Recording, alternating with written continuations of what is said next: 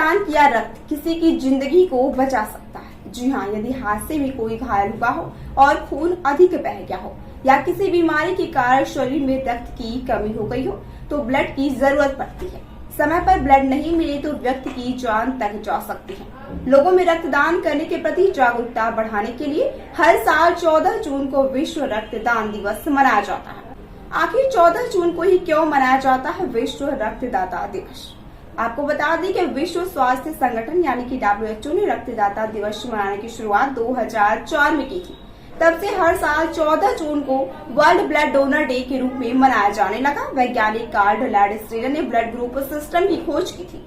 उनके इस योगदान के लिए 1930 में कार्ल लैंडस्टीनर को नोबेल पुरस्कार से भी सम्मानित किया गया था। रक्तदान दिवस वैज्ञानिक कार्ल लैंडस्टीनर को समर्पित है।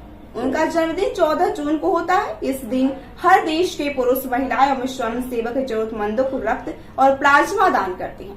इस दिन जगह जगह पर रक्तदान शिविर भी लगाए जाते हैं। विश्व स्वास्थ्य संगठन की माने तो हर साल करीब 118.54 मिलियन लोग रक्तदान करते हैं। बता दें कि विश्व स्वास्थ्य संगठन हर साल रक्तदाता दिवस पर एक खास थीम जारी करता है। साल 2023 के लिए विश्व रक्तदाता दिवस की थीम है रक्त दो, प्लाज्मा दो, जीवन साझा करो, अक्सर साझा करो। विश्व स्वास्थ्य संगठन का कहना है कि इस वर्ष की थीम का जोर जीवन बचाने के लिए प्लाज्मा और रक्त देने के विचार का व्यापक प्रसार करना है। इसके साथ ही आपको बता दें कि वही लोग ब्लड डोनेट कर सकते हैं जिनकी सेहत अच्छी हो, शारीरिक रूप से कमजोर न हो, शरीर में खून की कमी न हो। साथ ही रक्तदान करने के लिए उम्र कम से कम 18 वर्ष होनी चाहिए। इसके साथ ही अधिकतम उम्र की कोई सीमा तय नहीं की गई है। 60 साल की उम्र में भी आप फिट हैं और किसी बड़ी बीमारी से नहीं जूझ रहे हैं तो रक्तदान कर सकते हैं। रक्तदान करने के लिए शरीर का वजन कम से कम 50 किलोग्राम होना चाहिए। कोई गंभीर बीमारी या ब्लड डिसऑर्डर नहीं होना चाहिए। वही भी कौन लोग हैं जो इस ब्लड डोनेट में भाग नहीं ले सकते हैं? जैसे कि गर्भवती महिलाओं को ब्लड डोनेट नहीं करना चाहिए। ज्यादातर गर्भवती महिलाएं एनीमिया से पीड़ित होती हैं। ऐसे में उनमें आयरन की और कमी हो सकती है।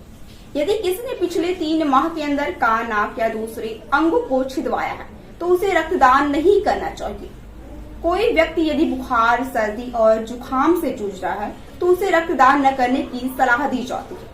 हाल ही में टैटू बनवाने वाले लोगों को भी रक्तदान नहीं करने की सलाह दी जाती है क्योंकि इससे संक्रमण का रिस्क रहता है।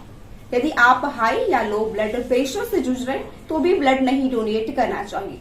टीबी के मरीजों को भी रक्तदान नहीं करना चाहिए। ऐसा करने पर मरीज का रक्त पाने वाले इंसान में भी यह बीमारी पहुंच सकती है।